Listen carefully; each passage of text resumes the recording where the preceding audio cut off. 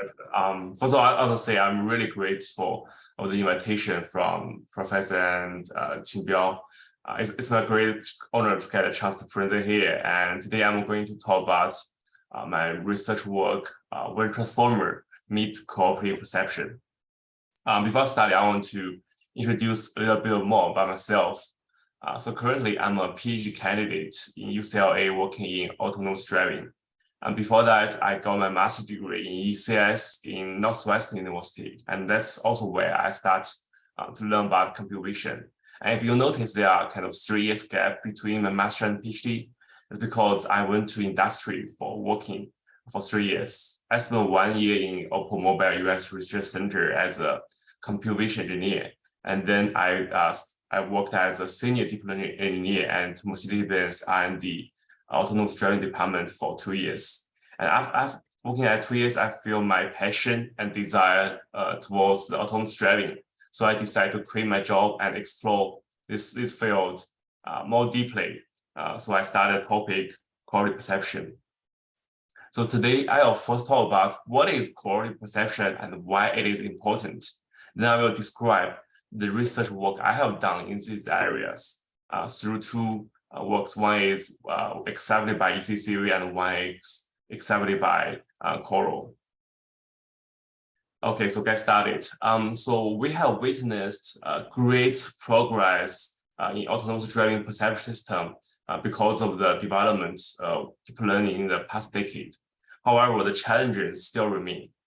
The perception system is known to be sensitive and suffering from the occlusions. For example, let's take the left figure as an example. There's a vehicle, while vehicle driving along the street fastly. And meanwhile, there's a little boy trying to rush to the center of the street to pick up the football.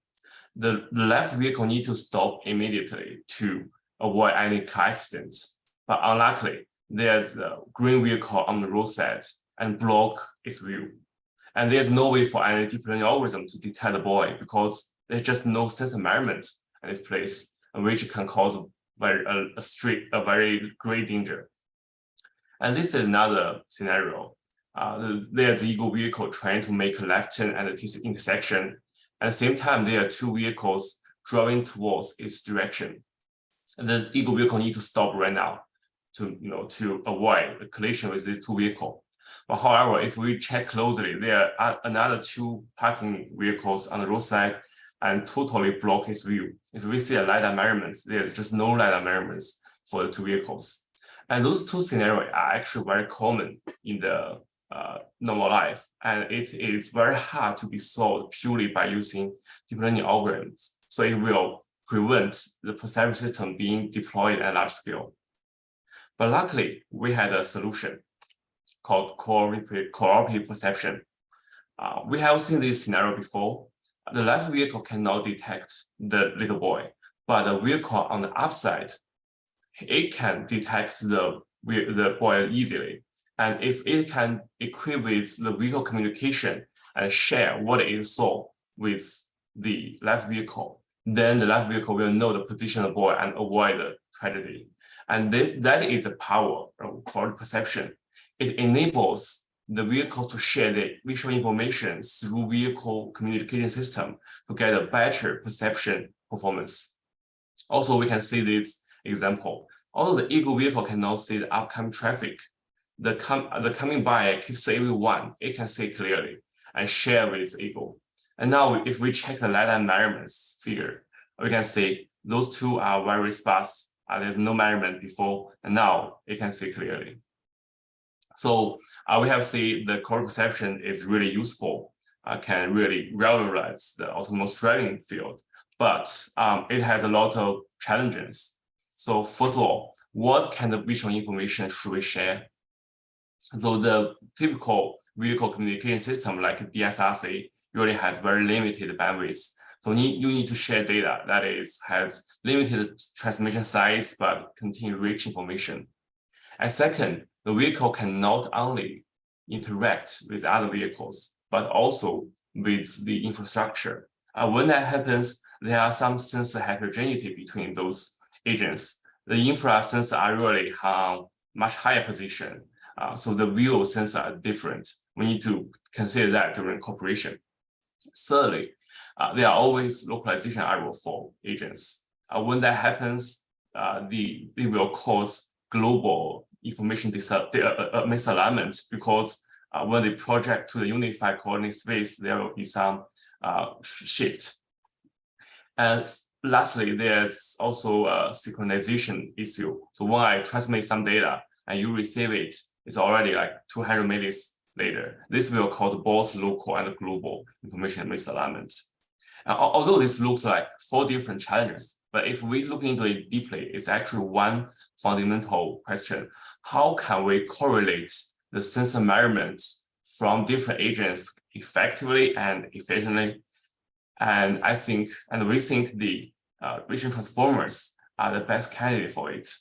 Therefore, we propose V2X vehicle to everything cooperative perception with Runsheng transformers to tackle these fundamental questions and the 4 above-mentioned challenges. So the first question we answer is what visual information to share. In this paper, we focus on the 3D LiDAR detection. So the most straightforward way to share is sharing the point cloud directly. So each one share its own point cloud, and others will stack point cloud and perform detection. However, this method, although it could preserve the whole complete information, it has very large bandwidth requirements. The point cloud nowadays are very dense, so it will cause very high burden during the transmission, which is not very practical.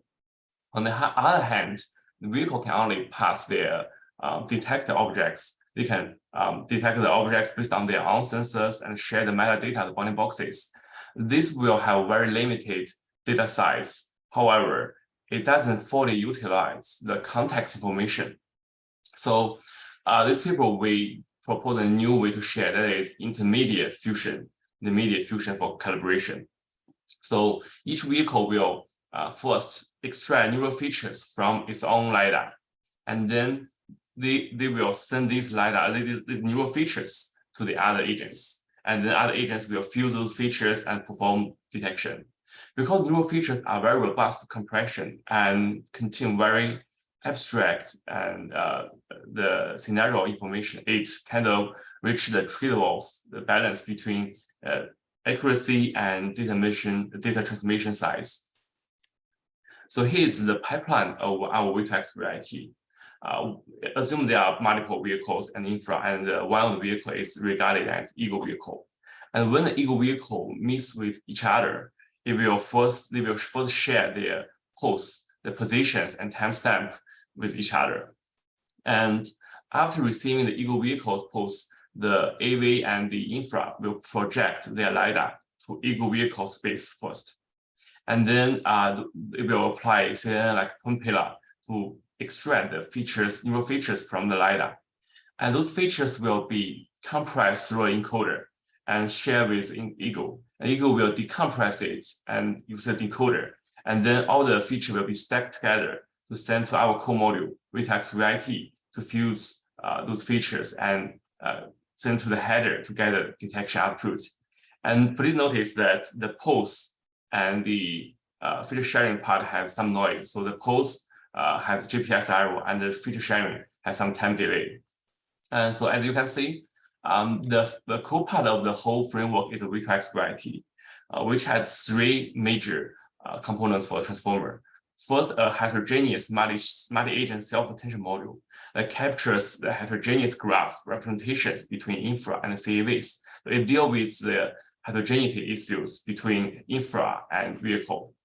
Second, the second component is called multi-scale window attention, which captures the long-range interaction at various scales, help solve the localization error.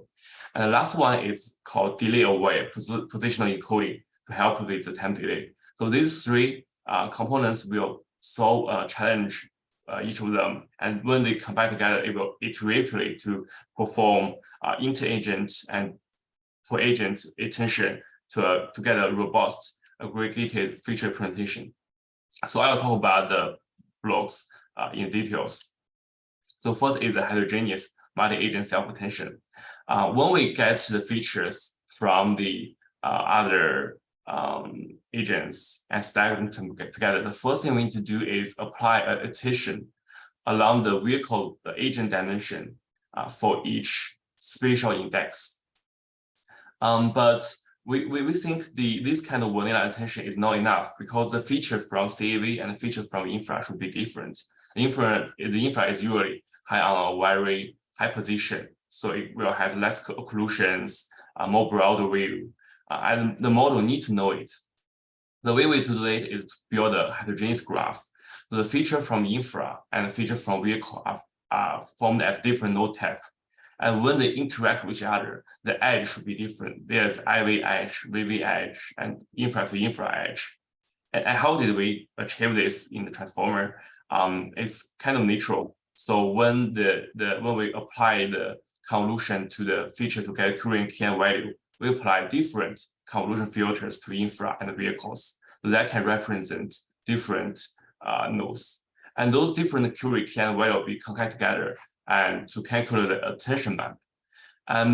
So unlike the normal attention map that calculated by multiply query and key, we also add a new weight matrix called W, which is a learnable embedding to represent the edge type between vehicle infra.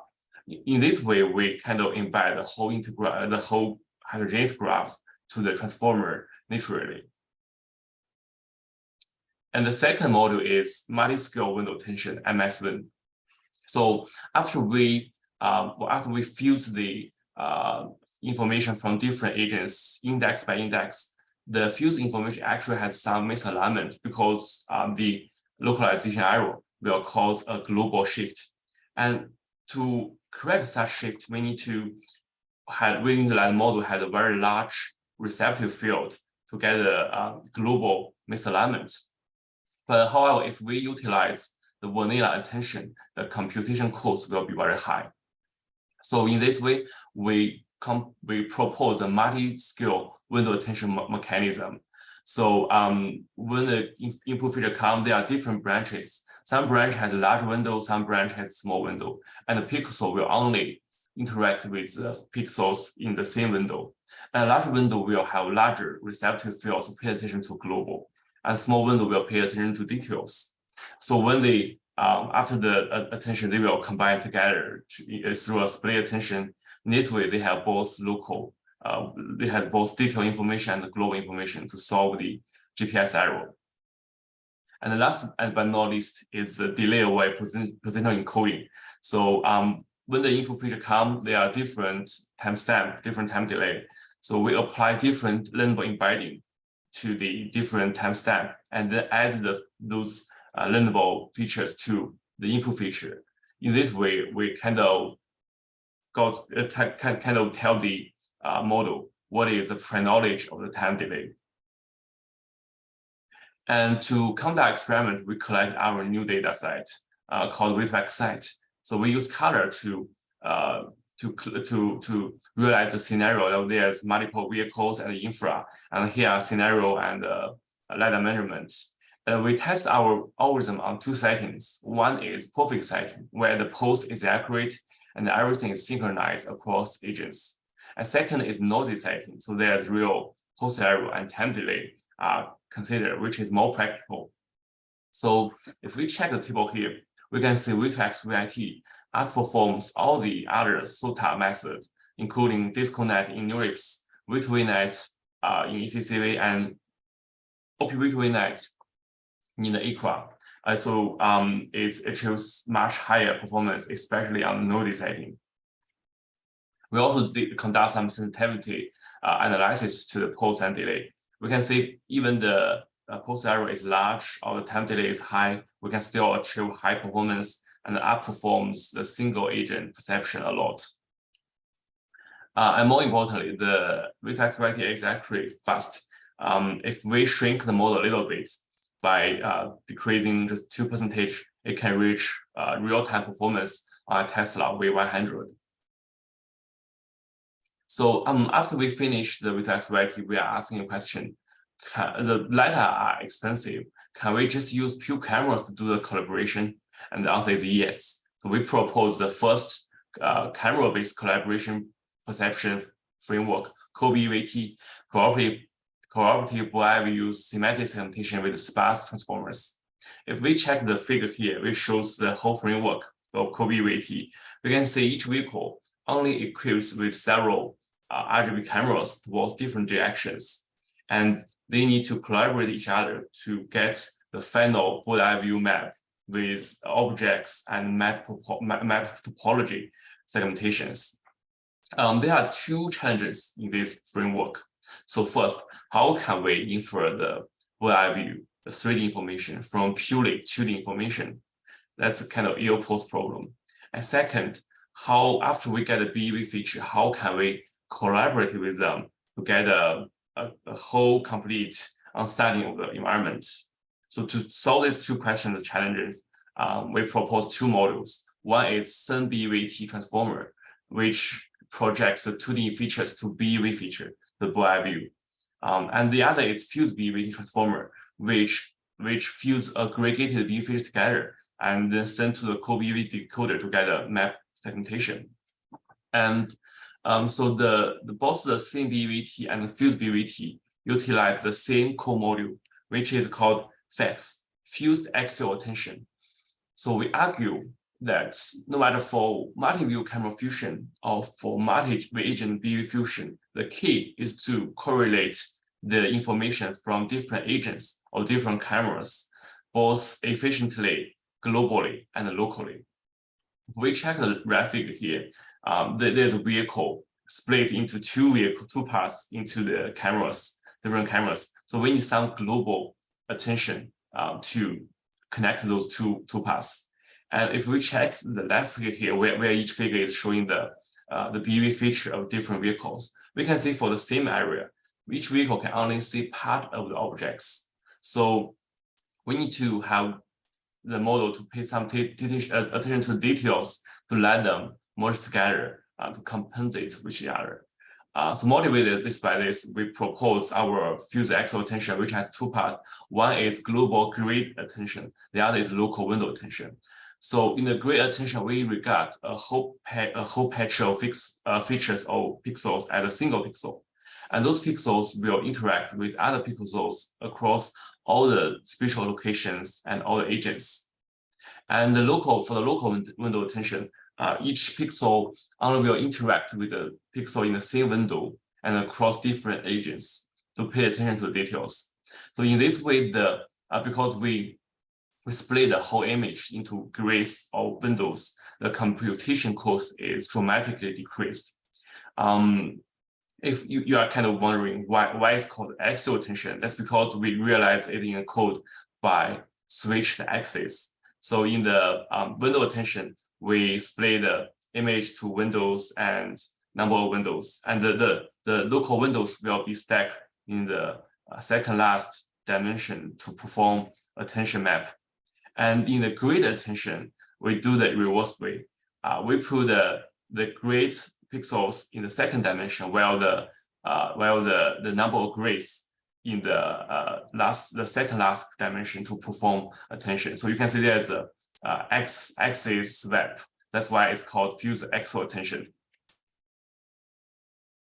And so the local window attention and grid attention will be connected sequentially to perform the attention mechanism in the features, like this figure B shows. And the facts is integrated with CoBEVT and fused BEVT in a similar but slightly different way. So in the CoBEVT, the query is a learnable BEV embedding, which represents the grid map of the whole world. And then the camera features will be first added to a positional embedding, which is gained from the camera intrinsics and extrinsics in a learnable way, and then interact with a BEV embedding. So the camera features are query and value, key and value, and the BEV embedding is a query, and they interact with each other from using the facts cross attention. And and we will keep doing it and shrink the size and do the facts cross attention again until we get a BEV feature.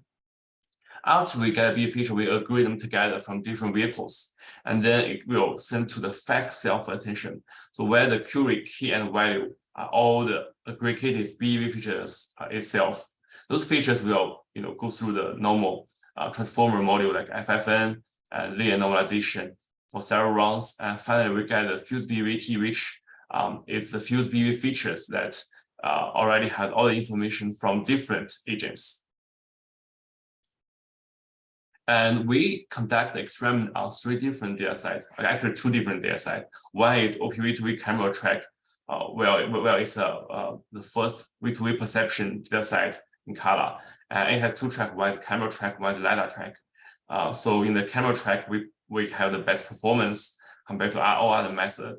And we argue that the fused BEVT can also be applied to 3D LiDAR fusion because we already get the BEV feature from the LiDAR directly. So it also performed the best in terms of error precision among all the methods. And as I mentioned before, the model can also be applied to single vehicle tasks, like in the new scene data set. So we also apply our model on the new scene multi-camera detection track, and we achieve the best performance among all the SOTA methods. And more important, the model is actually very small, just 1.6 megabytes, and it achieves 35 FPS on RTX 2080, and it can achieve around 55 FPS in 3090. So it's pretty fast. So here's some demo on the OP-V2V camera track. The 4 cameras are the 4 cameras of the Eagle vehicle, and this is the ground truth and its prediction. And we can see even the route topology is very complicated, and there are a lot of vehicles. Our method CoBEVT can predict it precisely. And this is some results from the new data set. It's pretty fast, and it can predict the objects and the map in a good way. And so I think there are some future directions can be explored along this research work. So first, we can explore some more realistic settings.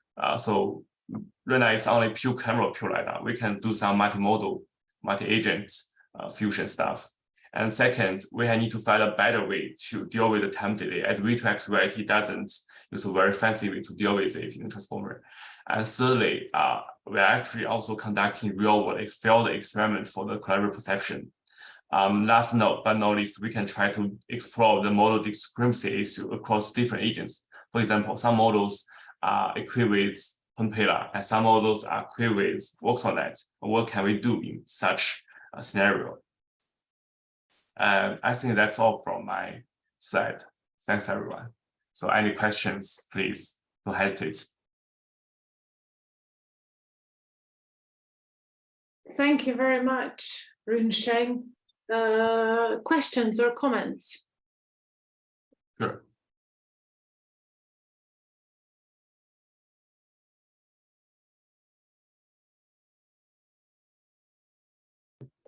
I got a questions.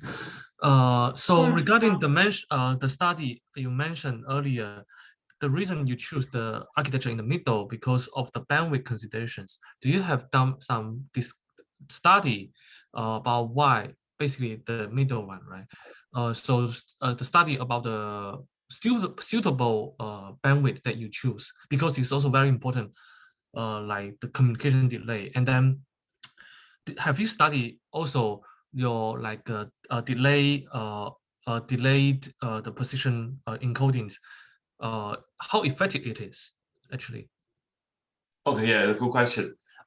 So first, we actually know that DSRC, which is a typical vehicular communication system, has a bandwidth of 27 megabits per second.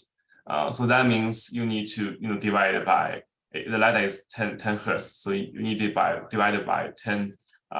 So to avoid any large time delay. So in that case, when we do the compression in the features, so we need to make it smaller than that. Transmitting speed. So to this, we can use an autoencoder. We can shrink the channel, for example. The channel originally is 64. We can shrink to 2, and then use a decoder to expand it back to 64. That's how we trick the intermediate features and how we decide what the size of the feature should be. And the second question is how effective it is small, right? Yes. It can approve around 2%. In the we conduct the Boolean study in the paper, but I didn't show here. Okay. Interesting. Yeah. So actually, yes. Sorry, please. And then basically, what kind of technique that you use like for the communication part? So the communication part just build a simulations, or you have some physical devices, like or whether your design is based on physical the communication speed of physical devices. For example, for our cases, we do real robot experiment. We actually need to consider what kind of Wi-Fi or what kind of toggle we need to choose of the speed because different devices have different speed of communication, right? And then in your simulation or any maybe real robot experiment, what kind of devices, how you consider the communication speed? Yeah, good question. So in this paper, we kind of consider simulation environment, not physical communication. So we simulate the timestamp by like getting the feature, the image data from the previous timestamp. For example, the current timestamp is 100, then we get a feature for our other agents from timestamp 0. So we kind of simulate this because this is the first step for prototyping the whole system. But we actually right now kind of doing some real experiments on this framework, and the communication speed is actually similar with what I mentioned, 27 megabits per second. So yeah, we are trying to make that model works even in the real world experiments.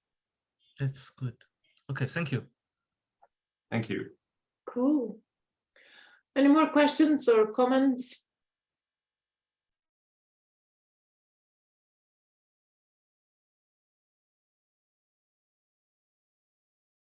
Okay, you've left your contact details, Runsheng, right? So we can contact you if anybody wants to hear more. Yes, please go ahead. Yes. Yeah. Perfect. Excellent. Okay, then. Thank you so much for getting up so early and talking to us about your work. So we really appreciate it. Thank you, very Professor. much. Thank you. Thank you, Runsheng. Bye, everybody.